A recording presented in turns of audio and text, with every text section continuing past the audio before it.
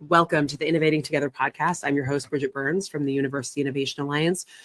Today, I'm thrilled to bring you another fabulous episode that brings one of my favorite people, Dr. Allison Calhoun-Brown, and she's going to be able to share some insights about the actual, how you do proactive advising and how you can do it, not just how she's helped support this work over time at Georgia State, but also helping in partnership with the NIST and their coaching to other institutions to implement it. First, you should know that this is sponsored by Mainstay, who has been their mission is directly aligned with the topic of today. They focus on providing scalable, personalized communication strategies, and by engaging students proactively, they help institutions address challenges before they escalate. Hat tip to today. You should check out more at mainstay.com. So today we're going to dive into the transformative journey of Georgia State, but 2025, 2024. And this is going to come from Allison Calhoun-Brown, Senior Vice President of Student Success. She's going to share the inside story of how GSU moved from merely tracking appointments with hash marks on paper to the story of how they became a national model for data-informed and proactive support. Her message is very clear. You don't need, no matter how behind you feel in this world, in this space, transformation is possible. And you're going to hear just nuts and bolts, practical steps, ways to clean up your data, align your advising practice, and engage students in a way that really will help close gaps and drive success. So we're really excited to be able to share this. And I think it's a fabulous episode. It comes from the UI National Summit. And I think one of my favorite quotes from what she shared was, good leadership matters. You can do good and do well at the same time. And she also shared that proactive advising and predictive analytics are not the same thing and don't conflate the two. And I think that's a perfect tee up for this rich conversation. Please join me in welcoming Dr. Allison Calhoun-Brown.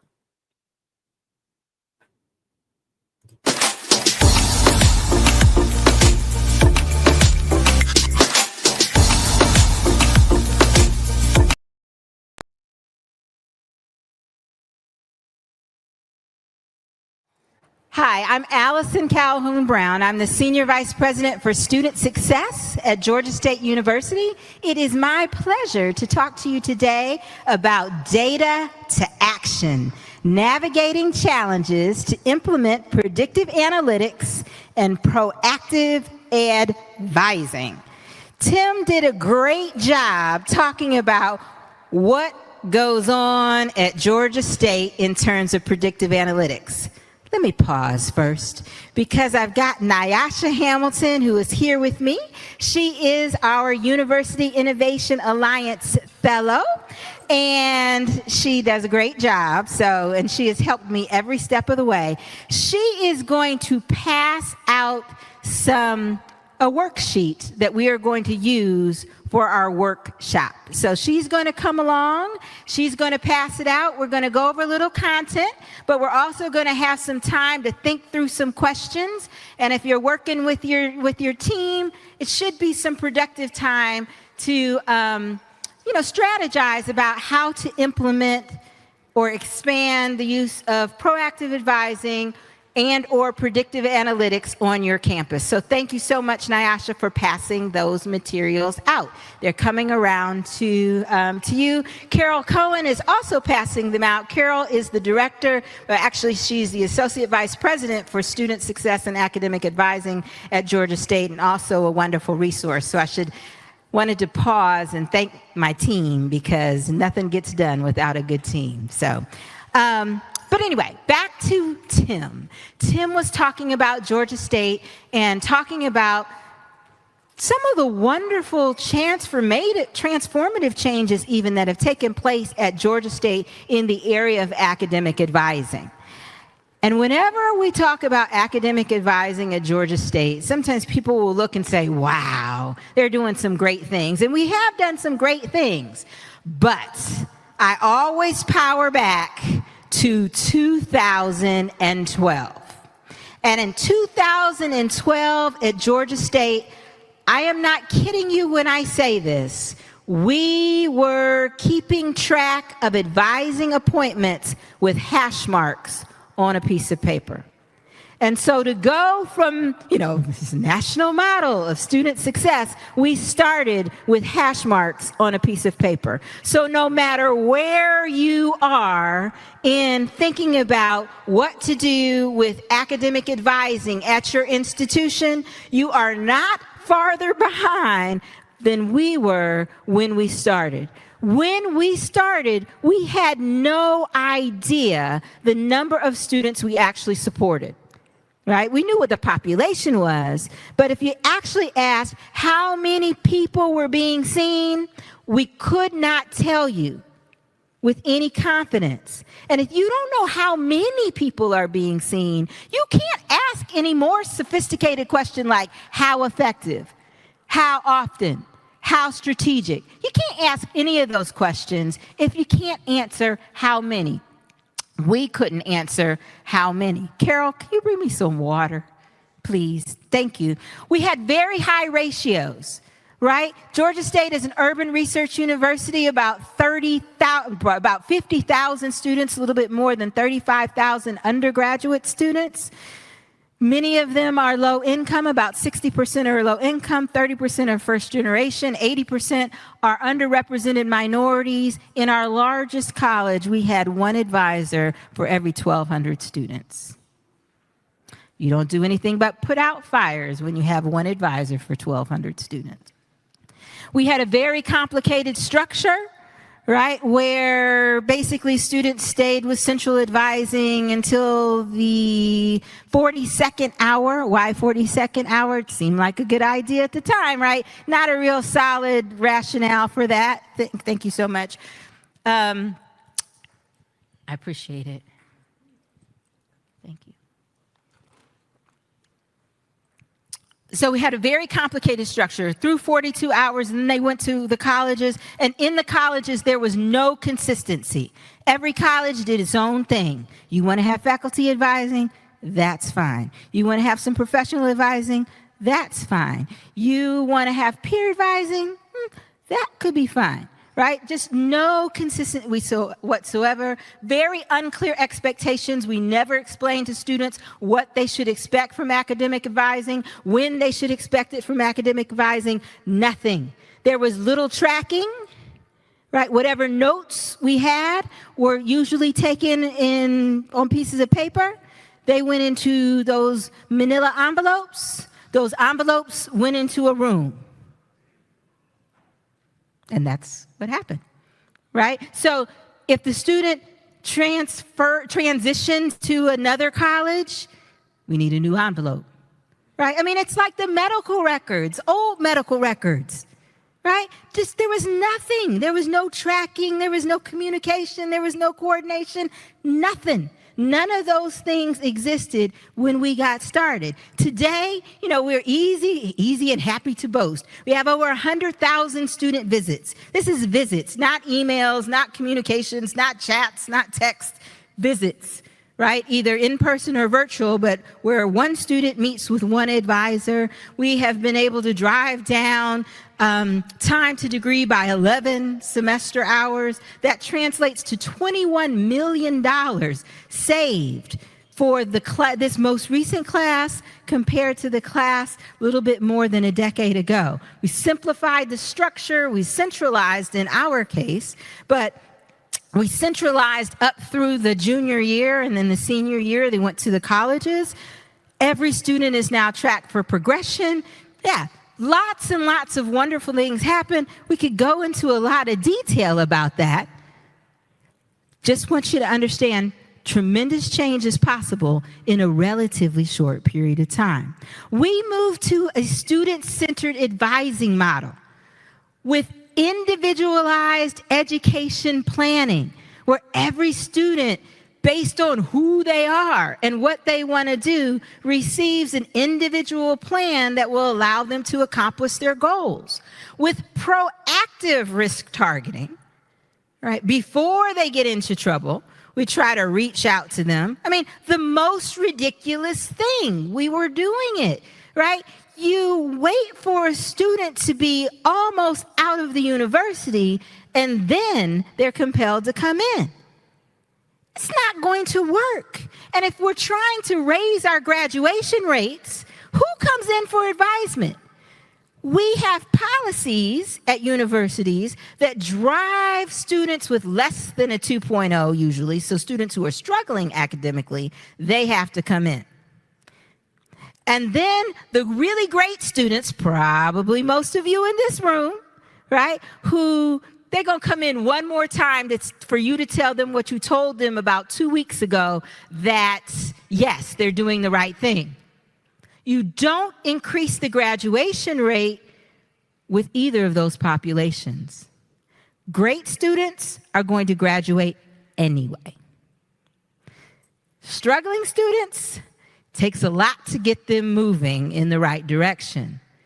We really have to think about how to alter the behavior. You've heard people talk about it, the murky middle, those kind of BC students who are flying under the radar screen. Those are the people.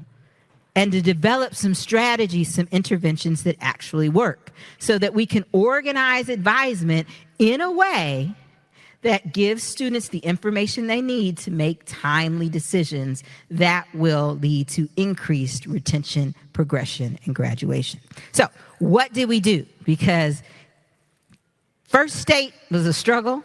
Second state, it's much better. How did we implement these changes, and how were we able to implement them quickly? I got a playbook. There are 4 steps in the playbook. All right? We're going to talk about them, and probably we will, what will we do? We will go through this content, and then we'll give you some time to work as a group or work with yourself, or you can, join up with your neighbor to talk through the challenges on your own campus. And then we'll leave some time at the end where we can discuss. You can run around the room with the microphone so that we can share. My goal and my great hope is that you feel better about implementing some of these changes on your campus by the time we're done. All right? Fair? Playbook. There are 4 steps in our particular playbook. Number 1, get the data. And we're going to talk about what does that mean when we're talking about get the data. Number 2, establish a standard of care. What is your institution trying to accomplish with academic advisement, and how are we going to do that consistently across all of our student populations, all of our colleges, wherever they're found? Number 3, generate buy-in, right? You've got to get this campus community on board with these changes. Hear from them, integrate their perspectives, but we've got to bring that together into an actionable plan. And it takes buy-in to do that. And then number 4, support student engagement, because we do all this stuff. If we don't get the students to utilize it, it's not a good use of time. All right, so let's first talk about get the data. All right, step number 1 under get the data is make sure your data quality is together enough to support whatever you're trying to do. At Georgia State, our data quality, when we started this, was not very good. And we used to argue as an institution about the data. We didn't argue about what the data said. We just argued about the data, right? Because I had my data, you had your data, he has his data, shadow systems all over the way, all over the place. This is not effective. You cannot roll out any kind of proactive advisement, let alone predictive analytics with bad data. So evaluate your data quality, the confidence that people have in the data. Make sure that the data is clean and organized. At Georgia State, we didn't have good data quality practices, and so anytime an I and an E in science got transposed, another major was created. So when you go talk to a department chair about their majors, they look for their favorite student who is not found on your list. And, that just delegitimizes the whole conversation. So it's just really important. I know that you probably know this, but if you don't do a good job making sure you have great data quality, it's really hard to move forward from that. Number 2, decide what you want to know. Now, I know this is a session about predictive analytics, and people usually want to hear, well, what about the predictive analytics? Don't start with predictive analytics. Start with what you want to know about the students and how you can be proactive in that knowledge. Because you can go a long way without predictive analytics if you understand, what do we want to know? Are we tracking withdrawals? Are we tracking how students perform in prerequisite courses? Are we tracking whether or not students register for the next semester in a timely manner? Are we checking whether or not the students are under-enrolled for a particular semester? Are we tracking whether they're meeting their milestones? Are we checking whether they're eating the milestones in a timely manner? Are there any kind of early alerts that the faculty are issuing? Is anybody doing anything with any of this information? Long before you get to predictive analytics, what do you want to know? When Tim and I first started to implement these systems on our campus, we wanted actionable academic information.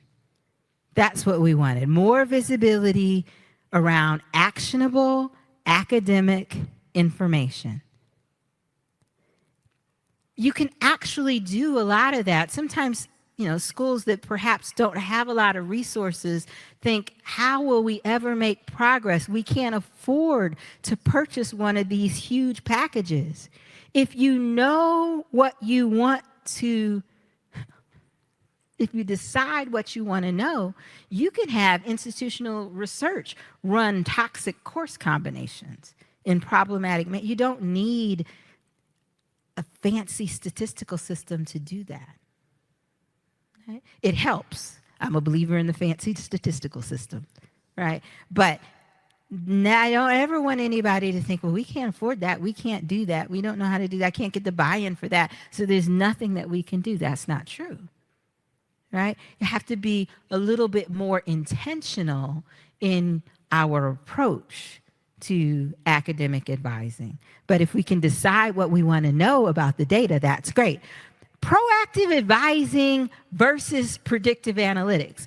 Proactive advising is different than predictive analytics, and I know that you know this kind of at a conceptual level, but proactive advising is really just a structured way to implement and deliberate intervention that will increase the probability of success and educate students about the options that they have to pursue that success. Proactive is a little different than the actual predictive analytics. The predictive analytics is a method of data analysis. You know that. It's often involves machine learning. It can involve all kinds of statistical modeling to predict failures. It can be a very effective outreach, but the two things are conceptually distinct. And if you start with, okay, we're going to go talk to EAB, we're going to go talk to Civitas, we're going to go talk to some of these big companies that are selling all kinds of products, but you don't settle what it is that you want to know, you kind of got the cart before the horse a little bit. So think through the kinds of things that you'd like to know. And then you can start to develop a strategy to share the information. And for me, in a lot of ways, the technology is a strategy to share the information, right?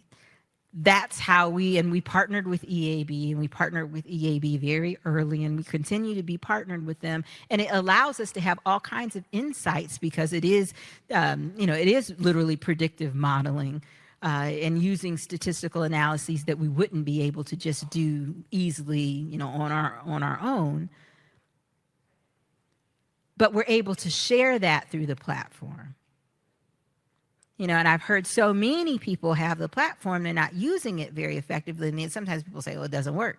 It does work. It does work. It does, if you give it the data, it will work, right? But that's not the magic to improving academic advising on your campus. So, second thing, establish a standard of care. You've got to designate a way to collaborate on advisement across the university. In Tim's presentation, he talked about establishing a university advisement board or some kind of committee that will talk across the colleges about academic advising. Most of the time, that's never happened. Where people who are involved with advising actually talk about what is an advising appointment. What constitutes an advising appointment? Because what are the elements that actually should be in every advising appointment? When should students get advisement? What could you communicate to all the transfer students, all your new first-year students, that they can expect about academic advisement?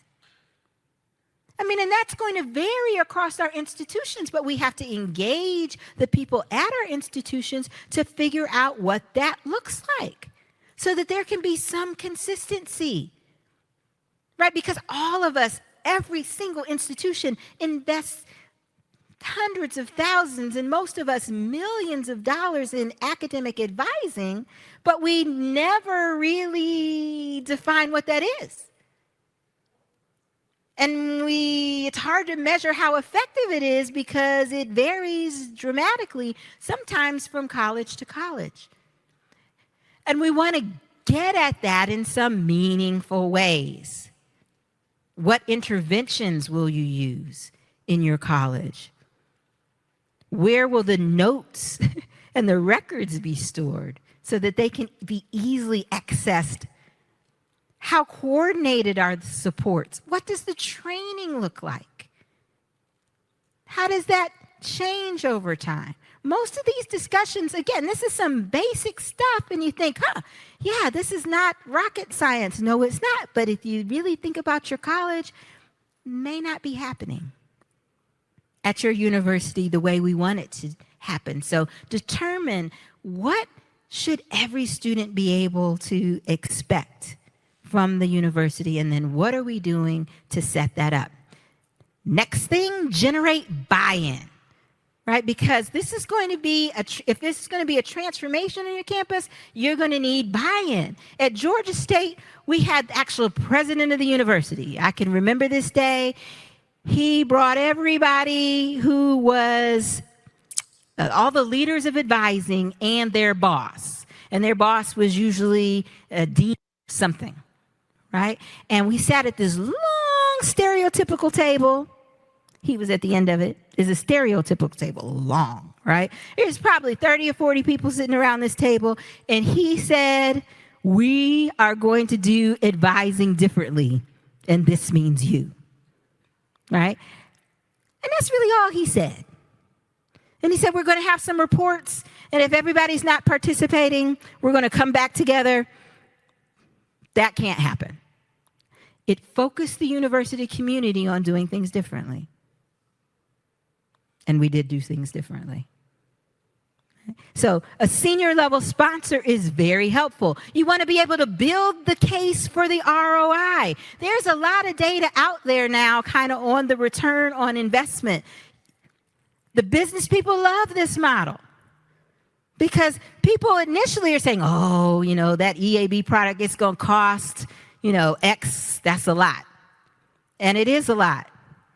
But it's going to pay for itself many times over, right? At Georgia State, it paid for itself. I don't even know what the function was because we were able to increase retention in the first year about 6 or 7 points. Now, at Georgia State, 6 or 7 points, we have 50,000 students. You can do the math. That's going to add up. So even if we're paying $200,000 or $300,000 for this particular product, we are reaping multiplied times that in the retention benefit. And again, this has happened so many times, it's relatively easy to build the ROI for this. We went with the professional advising model, right? It was easy. We're a Research One institution to suggest that, hey, this is not the best use of faculty time. And again, we were able to build that in. So got to think about how to generate the buy-in, how to change the culture to support the advisement changes. Sometimes that's structural change. At Georgia State, we made structural changes, right? We centralized a whole bunch of advising. I know some of you, that's not an option. And I'm not suggesting that centralization is the only way, but what has to happen is that you have to signal that we're doing things differently, and that we have a strategy for doing things differently, and that there's some cultural changes. We created some new positions. We did some things in HR to create career ladders for academic advisings.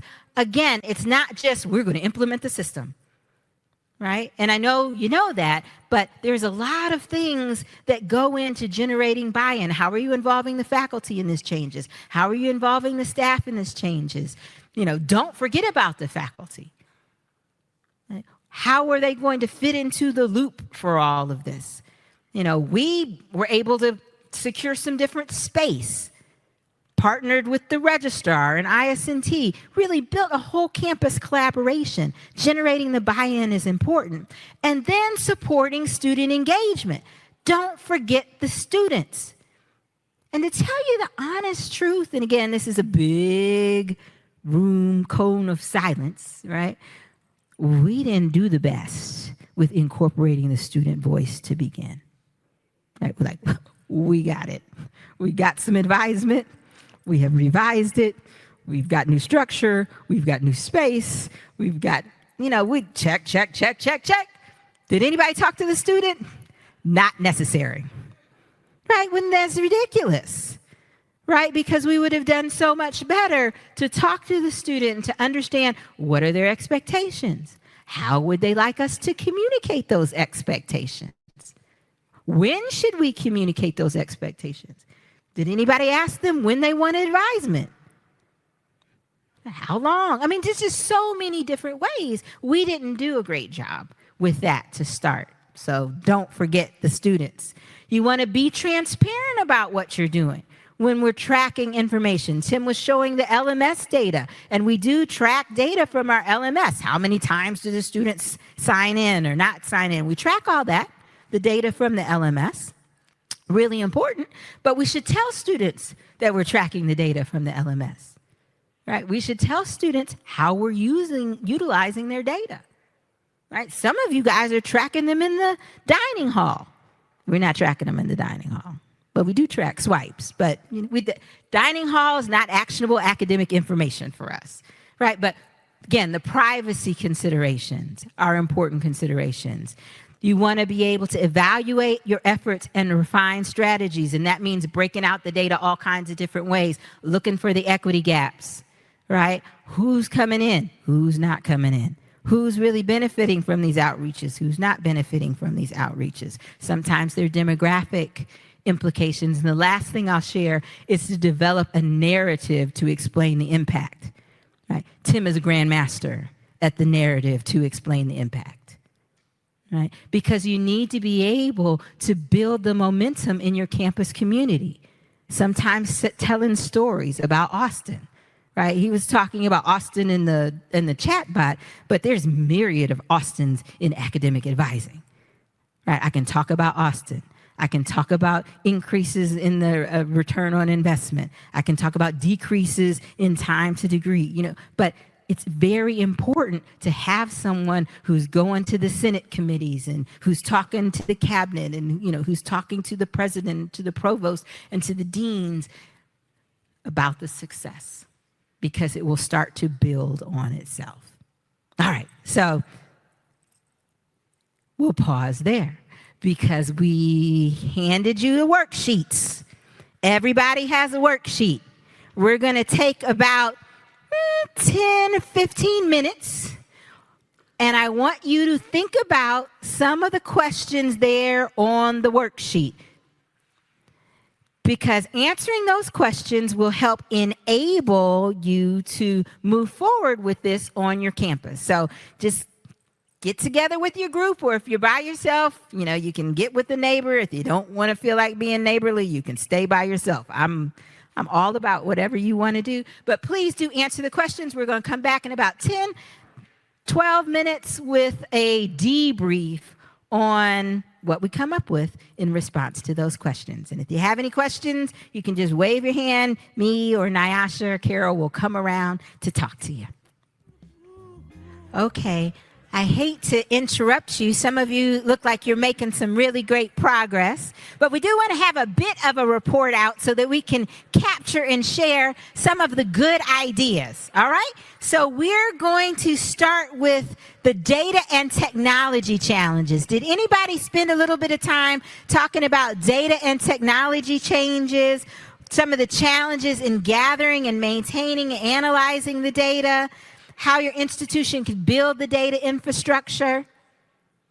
Anything in that area? She's like, nope, got nothing over there. Anybody will have anything to share about data? Yes, ma'am.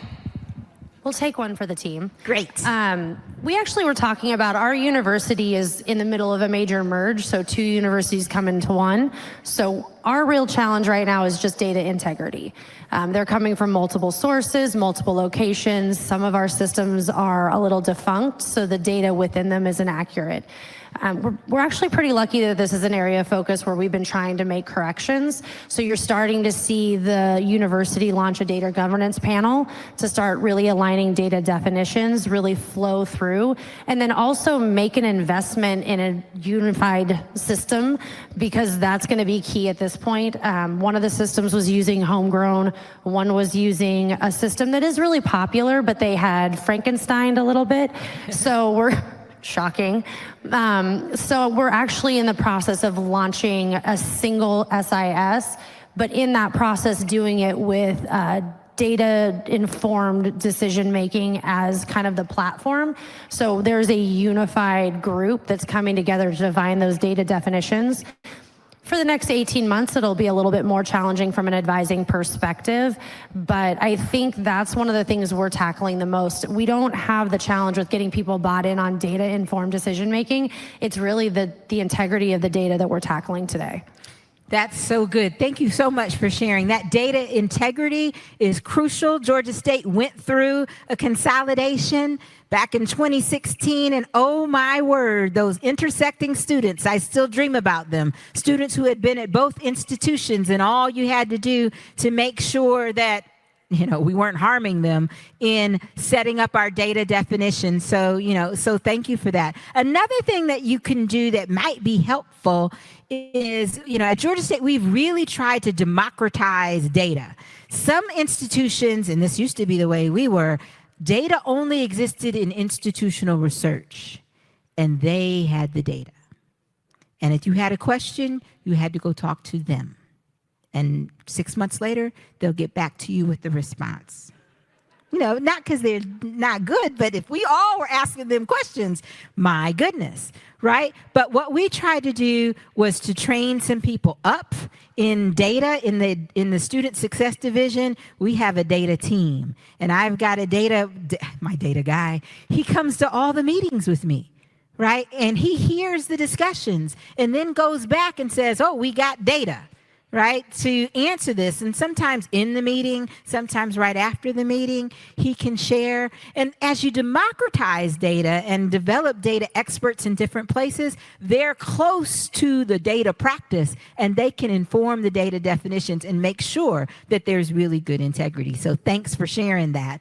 But yeah, data, technology, challenges. Nyasha?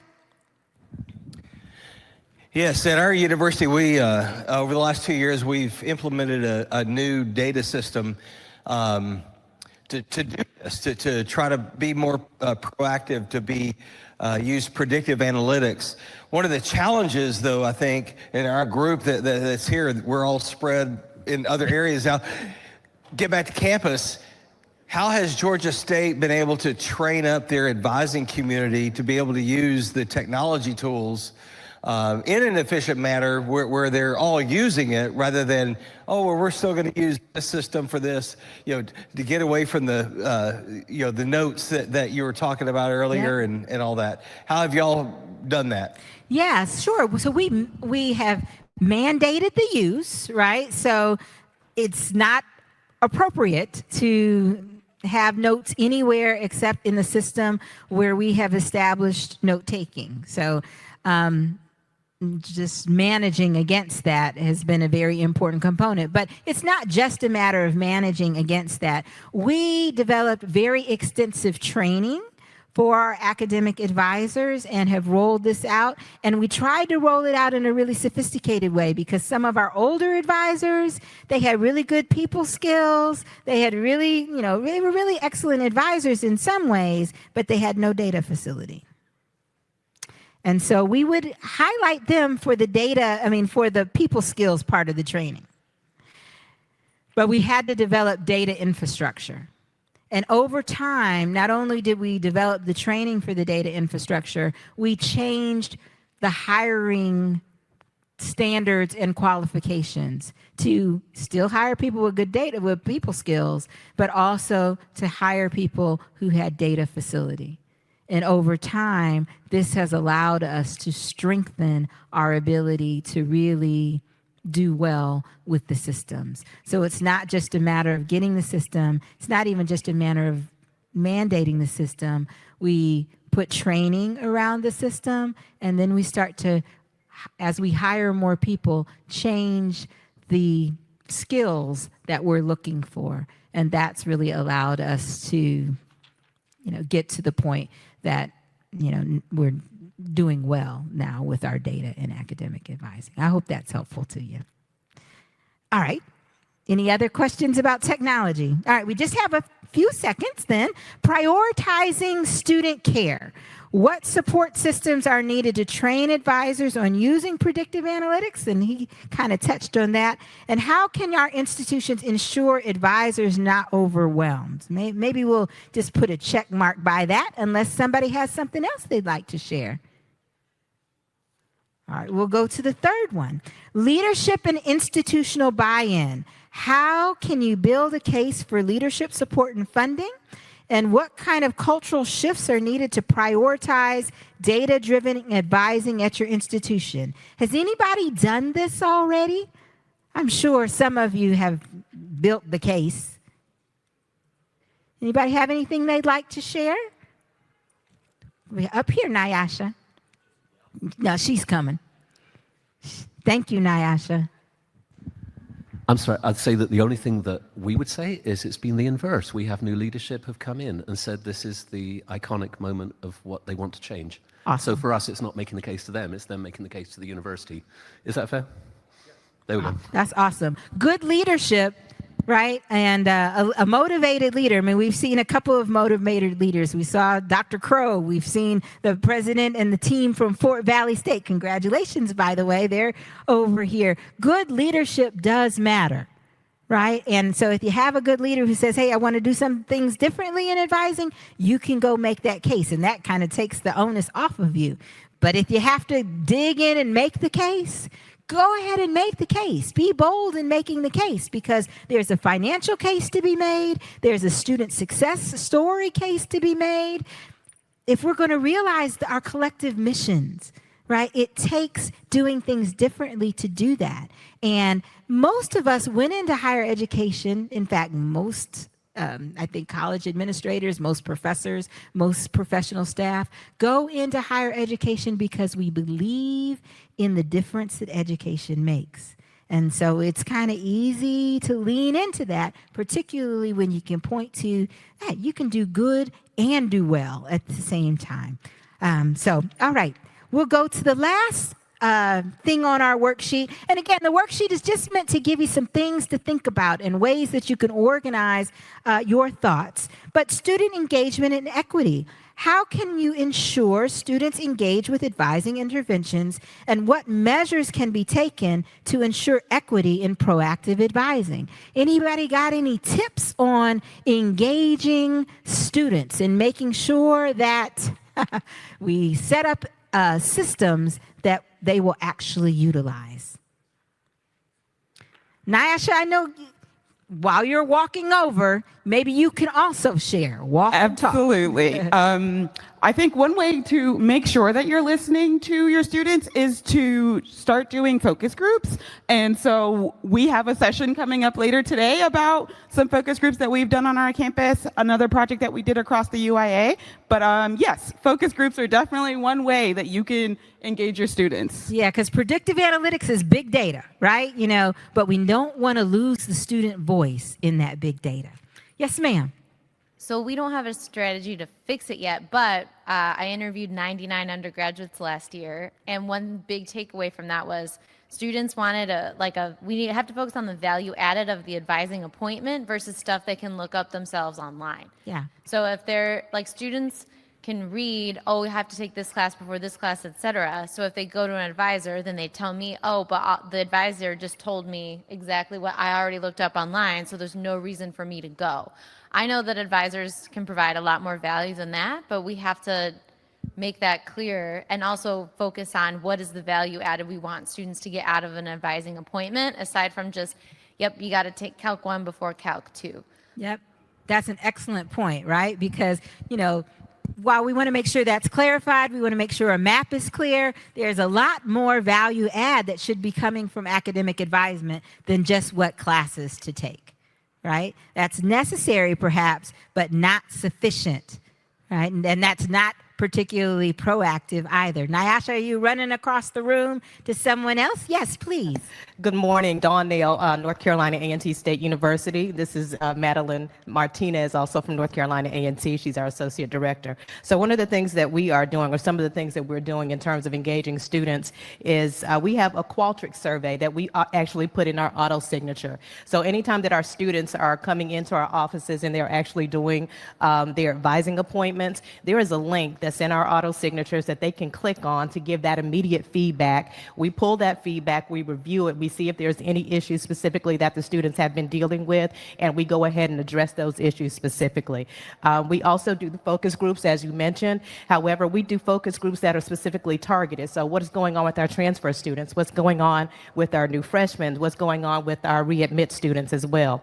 And of course, we also do surveys, but we know that there is a thing, such thing as survey fatigue. So we try to kind of stay away from those, but as needed, we also do surveys. And we just actually launched a chatbot from EdSites, and that's been really, really helpful also to engage our students. That's awesome. Those are some wonderful tips. Hey, this is always the goal, right? This is our picture of Georgia State's graduation.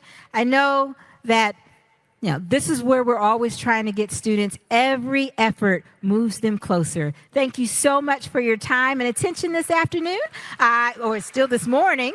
I hope it was helpful. Have a great day.